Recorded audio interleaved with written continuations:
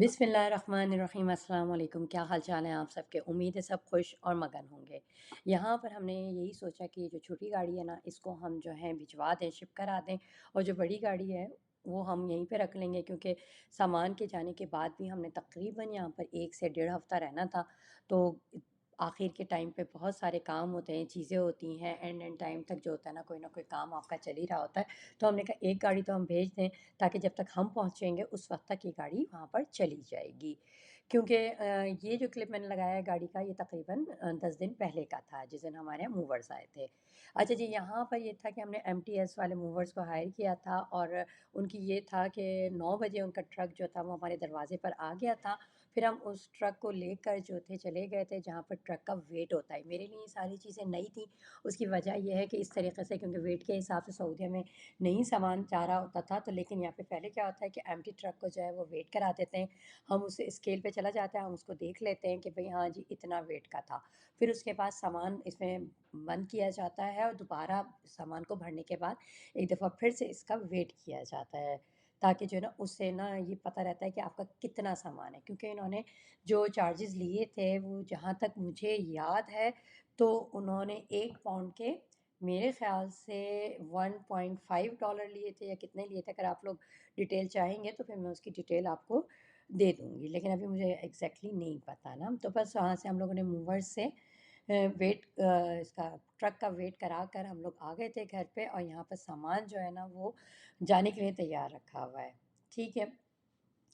अच्छा, आखिरी दिन जो होता है ना वो बहुत ज़्यादा मेसी होता है। बहुत सारी चीज़ें होती हैं जो आखिरी वक्त के लिए रखी हुई होती हैं, जिनमें से टीवी था सबसे बड़ी चीज़ ना, और फ्रीज़र था। फ्रीज़र को मैंने 3 दिन पहले ख़ाली कर दिया था, ताकि जो है ना अच्छा-अच्छा सा ना अंदर तक से वो ड्राई हो जाए।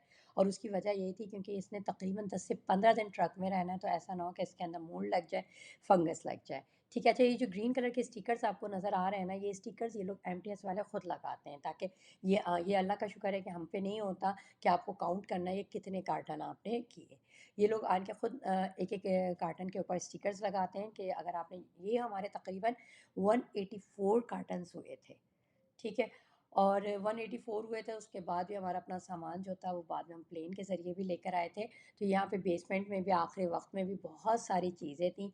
तो 184 कार्टन पे इन्हीं लोगों ने खुद टेप वगैरह लगाए थे, और स्टिकर्स भी चिपका दिए थे। जो हम पैक कर सके थे वो हमने पैक कर लिया था। बहुत लोग बहुत तरीके से मिसगाइड भी कर रहे होते हैं। लोगों का कहना ये था कि जो मूवर्स होते हैं वो सुबह ही सुबह टाइम पर आ जाते हैं, जल्दी-जल्दी वाइंड अप करते हैं और ले जाते हैं। फिर जितना सामान बचता है वो आपने खुद ब खुद लेके आना होता है या फिर छोड़ के आना होता है। तो हमारे दिमाग के अंदर यही चीज़ थी, लेकिन अल्हम्दुलिल्लाह अल्हम्दुलिल्लाह अल्लाह ताला ने ऐसे लोगों से वास्ता नहीं डाला, और बहुत इत्मीनान से, बहुत स्मूथली हमारी ये पैकिंग हुई, शिफ्टिंग हुई। और यहाँ से इन लोगों ने सामान जो था ना बहुत आराम से, समझ लें एक-एक चीज़ जो हमने सोची हुई थी कि नहीं भी भेजेंगे, वो भी हम पैक करवाते चले गए इन्हीं लोगों से, और इन लोगों ने उसको भी ट्रक में रखते चले गए।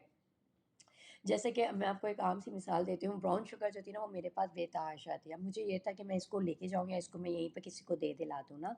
मैं आपको मिसाल दे रही हूँ सिर्फ़ एक। तो लेकिन एंड टाइम पे उन्होंने कहा नहीं जी ये ऐसे ही चली जाएगी, तो उन्होंने एज़ इट इज़ कार्टन पे टेप लगाया और भेज दिया। अब यहाँ पे ये सामान जो है, ये फर्नीचर हमारा सबसे ज़्यादा हैवी था, और इस सामान के अंदर हैवी, ये मैंने ब्रिक से लिया था। शायद आप लोगों ने अगर पिछली वीडियोज़ देखी हों तो आपको नज़र आएगा। तो इस पे क्या था कि इन लोगों ने खुद ही से ये लेके आते हैं कपड़े, और इसके ऊपर ये लगाते हैं। अच्छा, सऊदी में जो शिफ्टिंग होती थी तो यहाँ पर इस जगह पे ये लोग बबल रैप और कागज़ का यूज़ किया करते थे, लेकिन यहाँ पर रीयूज़ चीज़ें यूज़ की जा रही होती हैं, दोबारा-दोबारा इस्तेमाल होने वाली। अच्छा, एक चीज़ का और ध्यान रखना है, हम लोगों ने भी इन लोगों से कह कर कराया था कि इसके नीचे भी हमने कपड़ा लगवाया था, क्योंकि होता क्या है कि इसका डार्क कलर जो है ना हमारे वाइट वाले कलर्स पर आ सकता है। अच्छा, और क्या चीज़ थी इसमें, यहाँ पर यही था कि मतलब सामान को जितना अच्छी तरीके से आप खुद पैक कर सकते हैं खुद कर लीजिएगा, नहीं तो ये मूवर्स आके पैक कर लेते हैं, कोई इसमें मसला नहीं होता। लोगों ने यहाँ पे ये भी डराया हुआ था कि ये लोग जो है ना सही से पैक नहीं करते, या ये बहुत सारी चीज़ें इसमें टूट जाती हैं। इस तरीके की बहुत सारी चीज़ें हैं जो हमें सुनने को मिलती हैं जिस वक़्त हम शिफ्टिंग वग़ैरह कर रहे होते हैं। यहाँ पर मैं आपको कह रही थी ना कि ये सबसे ज़्यादा हैवी हमारा था, ये ड्रेसिंग टेबल का नीचे की ट्रॉज़र्स वग़ैरह थी, लेकिन अल्हम्दुलिल्लाह अल्हम्दुलिल्लाह कि ये सुकून से चला गया। इसके अलावा भी बहुत सारी चीज़ें थीं। गद्दा जो था, गद्दे के ऊपर हमने प्लास्टिक कवर चढ़वा दिया था, और उसकी वजह यही थी कि ये जो ट्रक्स हैं ना, ये ट्रक कोई साफ़ तो होते नहीं हैं। बस यहाँ पर यही था कि ट्रक के अंदर जो गद्दे वगैरह थे वो भी हमने इसके ऊपर समझ लें प्लास्टिक कवर ले लिए थे। साथ में सोफ़ों के लिए भी लिए हमने, कुर्सियों के लिए हमने नहीं लिए क्योंकि एक-एक कवर जो था ना वो $40 का था। तो हमने कहा कि ज़ाहिर-सी बात है कुर्सियाँ 8 कुर्सियाँ थीं तो वो उसका हमने कहा कि उसी पे कपड़ा आप लपेट दें, फिर एक चादर एक अपना पहले से कवर उस पे लिपटा हुआ ही था, मैंने कहा घर जाके उसको मैं धो लूँगी। तो इसलिए मैंने उस पे नहीं चढ़वाया था, अलबत्ता सोफ़ों पर मैंने सहारा लिया था, ठीक है? और गद्दों पे मैंने सहारा लिया था क्योंकि यहाँ पर आप ये देख सकते हैं ट्रक के क्या हालात होते हैं, कितना भी अच्छा आप कर लें, कितना भी अच्छा मूवर्स आप कर लें, लेकिन ये प्रॉब्लम्स हर किसी ने फ़ेस करनी होती हैं सफाई की, ठीक है? अच्छा जी, इनके जो कार्टन्स वगैरह हैं वो भी इनके ट्रक्स में होते हैं, तो मुझे एक थोड़ा-सा ये भी था कि कार्टन्स के अंदर अक्सर कीड़ा पैदा होता है ना, तो मुझे ये था कि कपड़े-वपड़े जो है ना वो ख़राब ना हो जाएँ, तो मैंने क्या किया था कि शिफॉन के कपड़े जो थे ना वो मैंने सूटकेसेस में रखे थे और जो कि कॉटन के कपड़े थे, जीन्स वगैरह थी, बच्चों के कपड़े थे, मतलब मोटा कपड़ा जिसको झींगा वगैरह नहीं खाता है ना, झींगर वगैरह, तो मैंने वो कपड़े जो थे वो कार्टन्स में पैक किए थे क्योंकि तकरीबन समझें ये 15-20 दिन तो के लिए तो गया ट्रक में सामान रहना है ना। अच्छा जी, यहाँ पर अब ये सोफ़ा जो है ना ये पैक हुआ, इसका भी ये हुआ कि कवर छोटा पड़ गया था तो हमने कहा चलें इधर को फिर कपड़ा लगा देते हैं और यही अच्छी बात थी जब हम लोगों ने ये सोफ़े लिए थे ना इसको असेंबल और डिसअसेंबल करना जो है ना वो बहुत आसान सा था, तो इसलिए भी ये चीज़ें टूटने से बच जाने के चांसेस होते हैं ना, जितना आप समझ लें उसको आसानी से मूव कर लें। अच्छा जी, यहाँ पर ये था कि आखिरी वक्त में भी ना बहुत सारी चीज़ें होती हैं जो कि आप खुद भी पैक कर रहे होते हैं, मूवर्स भी पैक कर रहे होते हैं और एक समझ लें दीवानगी का सा माहौल हुआ हुआ होता है घर का, क्योंकि माशाल्लाह घर में नफरी बहुत, दूसरा ये है कि घर में मूवर्स वगैरह भी आए हुए हैं और साथ ही सामान का ये है कि सारा सारा चला जाए, कोई चीज़ रह ना जाए, क्योंकि अगर रह जाएगा तो हमें उसको फिर जो है कैनेडियन पोस्ट से भेजना पड़ेगा, नहीं तो फिर हमें जो है प्लेन से के ज़रिए लेके जाना पड़ेगा, उसके लिए हमें फिर क्या होगा कि हमें सूटकेसेस खरीदने पड़ेंगे, वज़न हमें खरीदना पड़ेगा। अच्छा, वो जो वज़न है वो ज़्यादा महँगा बैठता है बनिस्बत इसके, ठीक है? अच्छा, कुर्सियाँ देख लें इस तरीक़े से पैक करवा ली थी हमने, एक-एक की कुशन्स जो हैं ये इस तरीक़े से पैक हो गए थे, ठीक है? अच्छा जी, अगर आप लोग कहेंगे एमटीएस वालों की डिटेल भी मैं आपको शेयर कर दूँगी आपके साथ, क्योंकि हमने बहुत सारे मूवर्स को देखा था, फिर उसके बाद हमने हर किसी से कोट भी लिया था, फिर उसके बाद इस वाले कोट से हमें ज़्यादा मुतमईन हो गए थे, क्योंकि क्या कहते हैं हमें यहाँ पे बहुत डिस्काउंट भी मिला था और फ्लेक्सिबल थे ये लोग ना एक तरीके से, कि इनका ये टाइम लिमिट्स नहीं थी, इनका कोई वो नहीं था कि हम ऑयल नहीं लेके जाएँगे, पानी नहीं लेके जाएँगे, चीनी नहीं लेके जाएँगे, खाने-पीने की चीज़ें ना हो, इस तरह के पखे बहुत से मूवर्स लगा रहे होते हैं ना, लेकिन इनकी तरफ से ऐसी कोई भी प्रॉब्लम नहीं थी, ठीक है।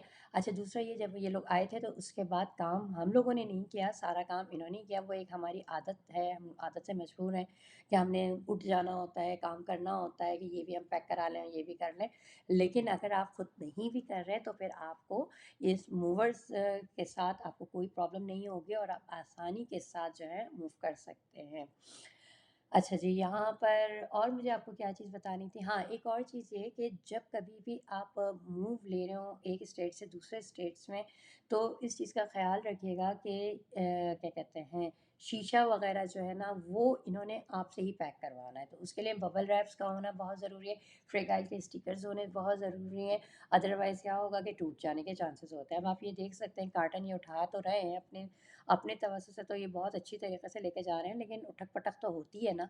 अब जैसे कि ये ट्रक है तो मेरा जहाँ तक ख़्याल है, जो मैंने सुना था वो यही था कि ट्रक चेंज किया जाएगा। चेंज किया जाएगा यानी कि जो भी कैलगरी की तरफ जा रहा होगा उसके साथ इस ट्रक को अटैच कर दिया जाएगा। अब सामान पता लगा कि आपने यहाँ से तो बहुत प्यार से रखवाया, बट वहाँ पे जाके जब इन्होंने मूव किया तो फिर टूट-फूट हो सकती है ना, तो इस चीज़ का ख़्याल आपने खुद रखना होगा। अब इधर भी यहाँ पे टीवी जब रखा जा रहा था तो इसकी ओरिजिनल पैकिंग जो थी हमने नहीं डिस्कार्ड की थी और वो हमने बेसमेंट में छोड़ दी थी। तो अब क्योंकि जबकि हमें उस वक़्त नहीं आइडिया था कि हम कभी स्ट्रेट को चेंज करेंगे, हमें बस यही था कि एक गली से दूसरी गली चले जाएँगे या 1-2 घंटे की ड्राइव पर होगा तो हम गाड़ी में चीज़ें ले जाएँगे। ये नहीं पता था हमें कि हमने इतना दूर चले जाना है। तो हमने क्या किया था, बहुत सारी चीज़ों के कार्टन तो मैंने फेंक दिए थे ना, क्योंकि वही था, अब क्या करना है। पहले तक सऊदीया में हम कार्टन रखा करते थे, उसका ये होता था कि शिफ्टिंग ना हो जाए, जाना ना पड़ जाए, बट यहाँ पे मैंने नहीं रखे थे।